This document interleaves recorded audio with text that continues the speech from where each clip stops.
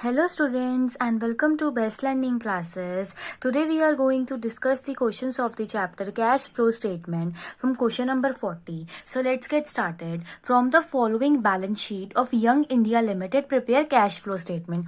तो full cash flow statement operating activities, investing activities as well as financing activities.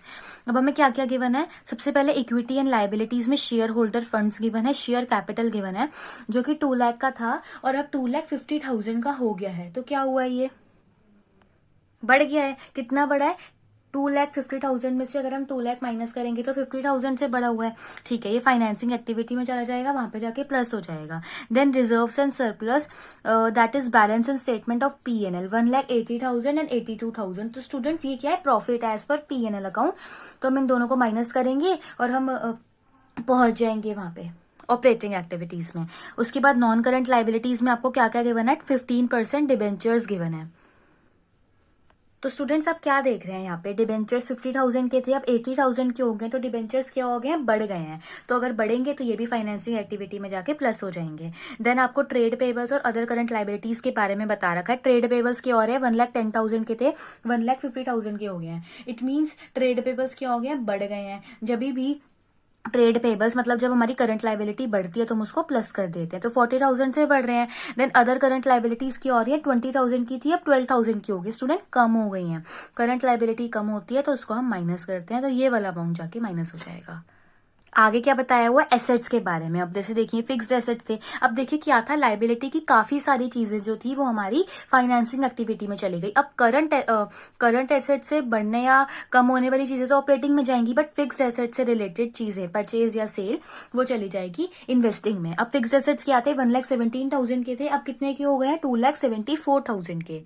बढ़ गए हैं. बढ़ेंगे कैसे? परचेज किया होगा तो परचेज का अमाउंट इन्वेस्टिंग एक्टिविटी में जाके माइनस हो जाएगा. देन नॉन करंट इन्वेस्टमेंट्स को देखिए 55,000 की थी, अब कितने की हो गई है? 68,000 की हो गई. स्टूडेंट्स अगेन बढ़ गई हैं, तो बढ़ी है मतलब परचेज की है हमने, तो ये भी जाके इन्वेस्टिंग एक्टिविटी में माइनस ही होगा. ठीक है. देन आपको करंट एसेट्स रिलेटेड इन्वेंट्रीज बताई हुई है. इन्वेंट्रीज 1,50,000 की थी, अब 2,06,000 की हो गई है. बढ़ गई हैं, बट इन्वेंट्रीज जो है वो हमारी करंट एसेट्स होती हैं, बढ़ी है तो हमें माइनस करना पड़ेगा. ठीक है. ट्रेड रिसीवेबल 70,000 के थे, अब 32,000 के हो गए. ट्रेड रिसीवेबल्स हमारे कम हो गए हैं. करंट एसेट्स कम होते हैं तो उसको हम प्लस कर देते हैं. Then cash and cash equivalent का आपको opening and closing balance given है. तो पहले हम सारा नेट कैश फ्लो निकालेंगे, उसमें ओपनिंग का प्लस या माइनस करेंगे और देखेंगे कि अगर वो हमारा क्लोजिंग के इक्वल आ रहा है तो हमने बिल्कुल सही सॉल्व किया है. तो अब स्टार्ट करते हैं. सबसे पहले cash flow from operating activities. अब ऑपरेटिंग एक्टिविटीज के लिए स्टूडेंट्स हमें सबसे पहले हमने क्या देखा था? हमने देखा था शेयर होल्डर फंड्स में जो बी वाला पॉइंट गिवन है सरप्लस, वो अब हमें सबसे पहले यहाँ पे इंक्लूड करना है, जिसको हम किस तरीके से लिखते हैं? हम लिखते हैं profit as per statement of P&L. अब वो किस तरीके से आएगा? 1,83,000 में से जब हम 82,000 माइनस कर देंगे तो वो अमाउंट आ जाएगा. तो कितना आएगा आपके पास यहाँ पे माइनस करके? 1,01,000 का अमाउंट आ जाएगा. ठीक. अब मतलब कि हमारे पास प्रॉफिट बिफोर टैक्स कितना आ गया? 1,01,000 का ही आ गया. अब इसमें क्या करते हैं? डिबेंचर्स पे आपने इंटरेस्ट देना होगा. अब क्यों देना होगा? तो कि वहां पे रेट गिवन है. हालांकि क्वेश्चन में कुछ भी प्रोवाइडेड नहीं है, बट मैंने बताया था कि या तो वो क्वेश्चन में खुद बता देगा या फिर आपको खुद पहचानना है. तो इंटरेस्ट देंगे, तो डिबेंचर्स पे इंटरेस्ट दिया है, माना मैंने कैश का आउटफ्लो हुआ होगा, बट कैश का आउटफ्लो हम उसको फाइनेंसिंग एक्टिविटी में इंक्लूड करेंगे क्योंकि वो ऑपरेटिंग का पार्ट नहीं है. तो यहाँ पे इंटरेस्ट ऑन डिबेंचर्स ये प्लस हो जाएगा. ठीक है ना. तो कि यहाँ पे हम नहीं दिखाएंगे कि कैश का आउटफ्लो हो रहा है. आउटफ्लो हुआ है बट वो फाइनेंसिंग एक्टिविटी की वजह से हुआ है, इसलिए फाइनेंसिंग में हम आउटफ्लो दिखाएंगे. ठीक है. तो किस तरीके से निकल के आएगा ये? ओपनिंग बैलेंस क्या गिवन है? 50,000 का, और आपको 15% के हिसाब से इंटरेस्ट देना है, तो इट मीन 7,500. तो अब इससे हमारे पास यहाँ पे जब आप इन दोनों को प्लस कर देंगे तो 10,85,00 का जो अमाउंट आ रहा है ये क्या आया है? Operating profit before working capital changes, ये आ गया operating profit before working capital changes. अब आगे क्या है देखिए, अब और क्या क्या चीजें इंक्लूड होती हैं। अब करंट एसेट्स और करंट लाइबिलिटीज से रिलेटेड इंक्लूड होगा, तो इन्वेंट्रीज क्या हो रही थी, बढ़ रही थी, तो उसको माइनस करेंगे, हम माइनस कर देंगे इंक्रीज इन इन्वेंट्रीज। तो स्टूडेंट्स इन्वेंट्रीज देखिए ना, 2,06,000 में से 1,50,000 माइनस कर दीजिए, क्या अमाउंट आ रहा है, 56,000 का, ये माइनस हो जाएगा। ठीक है, देन ट्रेड पेबल्स उसने आपको बता रखा था कि बढ़ रहे हैं, तो ट्रेड पेबल्स बढ़ते हैं, करंट लाइबिलिटी बढ़ती है, तो वो प्लस हो जाता है। तो ट्रेड पेबल्स आप 1,50,000 में से 1,10,000 माइनस करेंगे तो 40,000 का अमाउंट आ जाएगा। उसके बाद अदर करंट लाइबिलिटीज उसने बता रखी थी, तो वो कम हो रही थी तो हम उसको माइनस करेंगे, तो यहाँ पे माइनस कर देंगे डिक्रीज इन करंट लाइबिलिटीज। तो करंट लाइबिलिटीज 8,000, ये माइनस कर दो। उसके बाद उसने आपको बताया हुआ था, हमने देखा कि जो ट्रेड रिसीवेबल्स है ना वो कम हो रहे थे, तो वो कम हो रहे हैं तो उसको हम प्लस कर देंगे, that is decrease in trade receivables. ठीक है, तो किस तरीके से अमाउंट आएगा, 70,000 में से जब 32,000 आप माइनस करोगे तो 38,000 का अमाउंट निकल के आ जाएगा। तो इसको सॉल्व करके 122,500 का अमाउंट आएगा आपके पास। और ये 122,500 क्या आया, ये आया है cash generated from operation, cash generated from operations, ये आ गया। अब आगे बढ़ते हैं। अब हम क्या करते हैं, जब ऑपरेटिंग एक्टिविटी में सारी चीजें हो जाती है तो हम टैक्स पेड माइनस करते हैं, बट इस क्वेश्चन में हमें प्रोविजन फॉर टैक्स से रिलेटेड कुछ भी गिवन नहीं है। तो टैक्स पेड अगर हम लिखें कि यहाँ पे हम लिखें लेस टैक्स पेड, तो वो कुछ भी नहीं है, तो इट मीन्स यहाँ पे आपके पास directly net cash flow from operating activities निकल के आ जाएगा, जो कि आएगा 122,500। That's it students. अब चलते हैं इन्वेस्टिंग पे।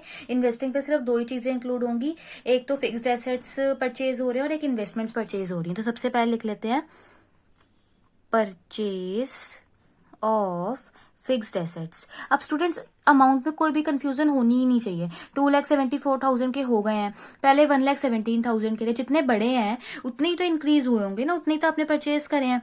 तो 1,57,000 और माइनस में आएगा तो कि कैश का आउटफ्लो हुआ होगा। देन हमने क्या किया, हमने इन्वेस्टमेंट भी परचेज करी हैं, परचेज ऑफ इन्वेस्टमेंट्स। तो सेम वही प्रोसीजर आप फॉलो करोगे। देखिए 68,000 के हो गए हैं, पहले 55,000 के थे, तो इट मीन्स कितने का आ गया, 13,000 का आ गया। तो इन दोनों को अगर हम प्लस कर देंगे राइट, तो आ जाएगा 1,70,000 और ये नेगेटिव आ रहा है, इट मीन्स ये आएगा नेट कैश यूज्ड, तो कि नेगेटिव आ रहा है ना, तो net cash used in investing activities. अब इन्वेस्टिंग हो गया, अब बढ़ते हैं फाइनेंसिंग की तरफ। चलिए, फाइनेंसिंग में सबसे पहले हमने देख लिया था कि जो शेयर कैपिटल है वो बढ़ रहा था, ठीक है ना। तो आप क्या लिखोगे, proceeds from issue of equity share capital. तो ये अमाउंट कैसे आया, 2,50,000 में से 2 लाख माइनस करके, ठीक है ना। तो 50,000 का अमाउंट आ गया और ये पॉजिटिव ही आएगा। उसके बाद हमने क्या देखा कि जो डिबेंचर्स हैं वो भी बढ़ रहे थे, डिबेंचर्स 80,000 के हो गए, पहले 50,000 के थे, तो सेम वही लिखेंगे proceeds from issue of 15% debentures. तो डिबेंचर्स का अमाउंट भी कैसे आया, 80,000 माइनस 50,000, तो अमाउंट आ गया 30,000। फिर हमने देखा था कि इंटरेस्ट ऑन डिबेंचर्स हमें यहाँ पे आके कैश का आउटफ्लो दिखाना है, तो ये माइनस हो जाएगा, that is interest on debentures. तो ये मैंने आपको वहीं पे ही निकाल के दिखाया था किस तरीके से आया था, 50,000 का 15%, जो कि 75,500 आ रहा है, बस यही नेगेटिव में जाएगा। तो इसको सॉल्व करके 72,500 आ रहा है, पॉजिटिव आ रहा है, इट मीन्स ये net cash flow from financing activities आएगा। अब इतना हो गया। अब लास्ट में हमें सिर्फ चेक करना है कि जो इन सबको करके वो क्लोजिंग बैलेंस के इक्वल आ रहा है या नहीं आ रहा। तो सबसे पहले हम निकालते हैं कि नेट इंक्रीज या फिर डिक्रीज क्या हो रहा है कैश एंड कैश इक्विवेलेंट में, कैश एंड कैश इक्विवेलेंट्स। तो स्टूडेंट से किस तरीके से आएगा, देखिए सबसे पहले आपके पास ऑपरेटिंग एक्टिविटीज में बैलेंस पॉजिटिव आ रहा था, ठीक है, उसके बाद नेगेटिव आ रहा था ना इन्वेस्टिंग में, देन फिर आपके पास पॉजिटिव ही आया 72,500। तो इनको सॉल्व करके 25,000 का अमाउंट आ रहा है, नेट इंक्रीज आ गया ये, है ना, तो कि पॉजिटिव है तो मतलब नेट इंक्रीज हुआ है। अब हम ऐड कर देते हैं इसमें opening balance, cash and cash equivalent. तो ओपनिंग बैलेंस आपको कितना बताया हुआ 70,000 का। तो जब 25,000 में हम 70,000 को प्लस करेंगे तो अमाउंट क्या आ रहा है 95,000, और 95,000 ही closing cash and cash equivalent हमें गिवन है। इट मीन्स हमने जो क्वेश्चन सॉल्व किया है वो बिल्कुल सही है। अब बढ़ते हैं नेक्स्ट क्वेश्चन की तरफ। Question number 41, prepare a cash flow statement on the basis of information given in the balance sheet. Okay, अब आपको क्या क्या गिवन है, सिर्फ वही जैसे अभी हमने वो वाला क्वेश्चन किया बिल्कुल वैसे ही करेंगे। चलिए, 8 लाख का हो गया। शेयर कैपिटल पहले कितने का था 6 लाख का था, क्या हो गया बढ़ गया है, कितने से बढ़ा है 2 लाख से बढ़ गया है। फाइनेंसिंग एक्टिविटी का पार्ट है, एफ लिख दिया financing. Reserves and surplus 4 lakh के हो गए, 3 लाख के थे, ठीक है। अब एक बात का ध्यान रखना स्टूडेंट्स, इसी को ही हम क्या मानेंगे नेट प्रॉफिट मानेंगे, जो कि 1 लाख का आ जाएगा। ये आपको ध्यान रखना। देखिए कुछ चीजें क्या होती है ना, क्वेश्चन कर करके ही हमें समझ में आ जाती है। अब क्या था, कुछ भी हमें गिवन ही नहीं है, profit as per statement of P&L, तो ओनली इन दैट केस एक एक्सेप्शन है वो कि अगर सिर्फ उस केस में हम रिजर्व्स एंड सरप्लस को ही, जैसे कि आपको यहाँ पे सरप्लस वैसे लिखा हुआ दिख भी रहा है, तो इसी पॉइंट को ही हम नेट प्रॉफिट मान लेते हैं। अच्छा, अब आगे बढ़ते हैं। लॉन्ग टर्म बोरिंग्स 1,50,000 की थी, अब 1 लाख की हो गई हैं। इसका मतलब क्या हुआ है कि आपने रीपेमेंट कर दिया लॉन्ग टर्म बोरिंग्स की, कितने की करी है 50,000 की करी है। तो ये वाला 50,000 का अमाउंट नेगेटिव में जाएगा क्योंकि आपने इसमें कैश का आउटफ्लो हुआ होगा, ठीक है। अब ये लॉन्ग टर्म बोरिंग्स जो है ये किसकी पार्ट बनेगी, फाइनेंसिंग का ही, ये ऑपरेटिंग में जाएगा, राइट। देन ट्रेड पेबल्स 48,000 के थे, अब 40,000 के हो गए, कम हुए हैं करंट लाइबिलिटी, तो ये माइनस होगा ऑपरेटिंग में। अब बढ़ते हैं एसेट्स की तरफ, ठीक है। अब देखिए फिक्स्ड एसेट्स, जिसमें आपको टैंजिबल एसेट्स में बताया हुआ है 5,60,000 के थे, अब 8,50,000 के हो गए। अगेन क्या हुए हैं, बढ़ गए हैं, तो क्या होगा, ये जाके इन्वेस्टिंग में क्या हो जाएंगे, माइनस हो जाएंगे, क्योंकि कैश का आउटफ्लो हुआ होगा, ठीक है। नॉन करंट इन्वेस्टमेंट भी बढ़ गई हैं, अगेन जाके इन्वेस्टिंग में माइनस हो जाएंगी। देन करंट इन्वेस्टमेंट्स की बात करें तो अब वो कम हो गई हैं, ठीक है। अब यही बच्चे कर जाते हैं गलती students, current investments, marketable securities, ये सब कैश एंड कैश इक्विवेलेंट के ही इक्विवेलेंट होता है, ठीक है ना। तो ये ओपनिंग वाला जो अमाउंट है ना, इसको हम किस में इंक्लूड कर लेंगे, opening cash and cash equivalent में। और जो ये क्लोजिंग वाला अमाउंट है ना, इसको हम cash and cash equivalent at the end वाली अमाउंट में जाके इंक्लूड करेंगे। यहाँ पे इंक्लूड नहीं होगा, आपने इंक्लूड किया, आपका आंसर गलत। जो एक इम्पॉर्टेंट समझने वाली बात है, ये एक इम्पॉर्टेंट पॉइंट है।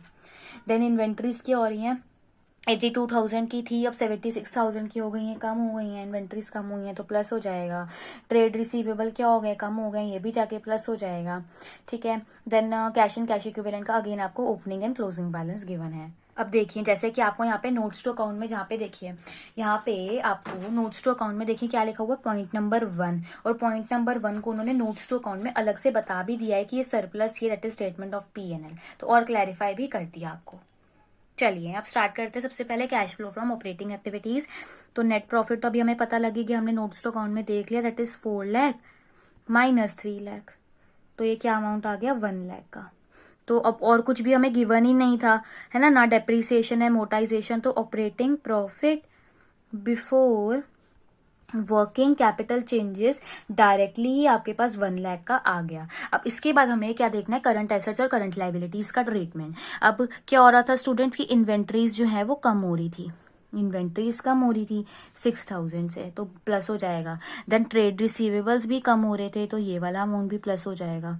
अब आई होप आपको ये अमाउंट निकालना तो अच्छे से आता है ना स्टूडेंट्स। इन्वेंट्रीज कितने की आपको बताई हुई है, 82,000 में से 76,000 माइनस कर दीजिए। ट्रेड रिसीवेबल है तो 92,000 में से 38,000 माइनस कर दीजिए, ठीक है। अब बात करते हैं ट्रेड पेबल्स की। ट्रेड पेबल्स में आप क्या करेंगे, 48,000 में से 40,000 माइनस कर दीजिए, कम हो रहे हैं तो इसीलिए ये माइनस होगा।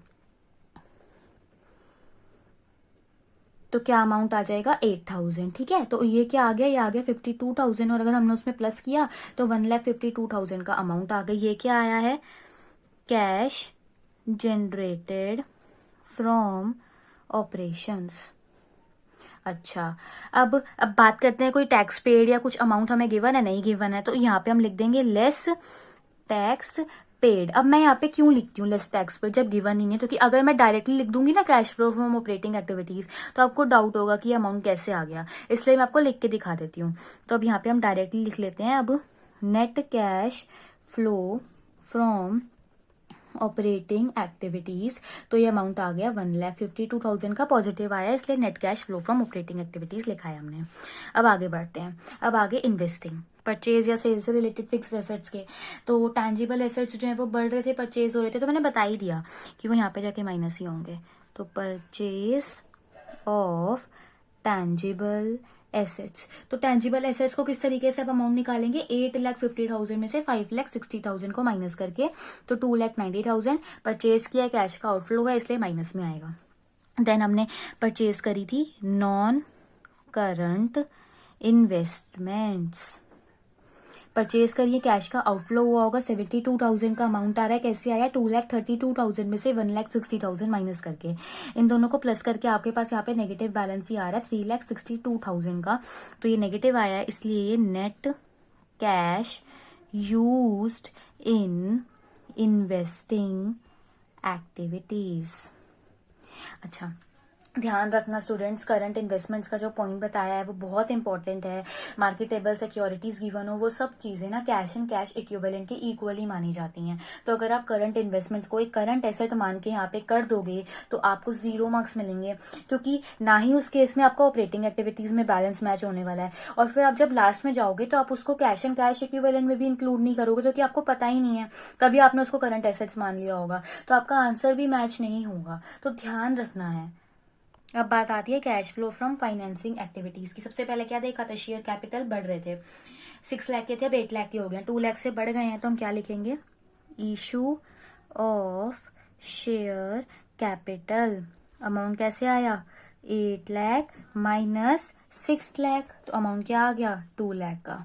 इसके बाद क्या हुआ है, long term borrowings, long term borrowings कम हो रही थी, इट मीन्स खुद ही समझ जाइए कम हो रही है, तो हमने रीपेमेंट कर दी होगी, कैश का आउटफ्लो हो गया है, 1,50,000 से अब 1 लाख की हो गई 50,000 से, तो लॉन्ग टर्म बोरोविंग्स, तो किस तरीके से अमाउंट आएगा, 1,50,000 में से 1 लाख को माइनस करके ये अमाउंट नेगेटिव आएगा, तो कि कैश का आउटफ्लो हुआ होगा इस केस में, ठीक है, तो ये नेगेटिव अमाउंट आएगा, ठीक है। और कुछ भी हमें इन्वेस्ट फाइनेंसिंग एक्टिविटीज से रिलेटेड गिवन नहीं है, तो ये आंसर हमारा पॉजिटिव आ रहा है 1,50,000 का, ठीक है। तो ये क्या आ गया, net cash flow from financing activities. अब आगे बढ़ते हैं। अब हमें क्या देखना है, नेट इंक्रीज या फिर decrease in cash and cash equivalent, net increase और decrease in cash and cash equivalents. तो ये अमाउंट किस तरीके से आता है, मैंने बता दिया कि सबसे पहले ऑपरेटिंग एक्टिविटीज में देखें तो 1,52,000 का पॉजिटिव अमाउंट है, देन नेगेटिव है इन्वेस्टिंग में 3,62,000 एंड देन अगेन पॉजिटिव है 1,50,000। तो इसको सॉल्व करके 60,000 का अमाउंट आ रहा है जो कि नेगेटिव आ रहा है, इट मीन्स इस बार नेट इंक्रीज नहीं हुआ जबकि नेट डिक्रीज हो रहा है कैश एंड कैश इक्विवेलेंट में। हो सकता है, ऐसा नहीं है कि नहीं हो सकता, ठीक है। अब बात करते हैं opening cash and cash equivalents की। तो इस बार ध्यान रखना है, सबसे पहले आप ओपनिंग का 70,000 तो इंक्लूड करोगे ही करोगे, साथ में ही आप करंट इन्वेस्टमेंट्स का ओपनिंग दैट इज 1,34,000 भी इंक्लूड इसी में करोगे, तो 2,04,000 आ गया। अगर इन दोनों को माइनस करेंगे तो 1,44,000 का अमाउंट आपके पास आ रहा है। अब देखते हैं closing cash and cash equivalent. तो इस बार भी 94,000 प्लस 50,000 करेंगे तो 1,44,000 ही आ रहा है। सो आई होप स्टूडेंट्स आपको ये दोनों क्वेश्चन समझ में आ गए हों। अगर आपको ये वीडियो यूजफुल लगी हो तो वीडियो को लाइक करना, शेयर करना, चैनल को सब्सक्राइब करना। Thank you.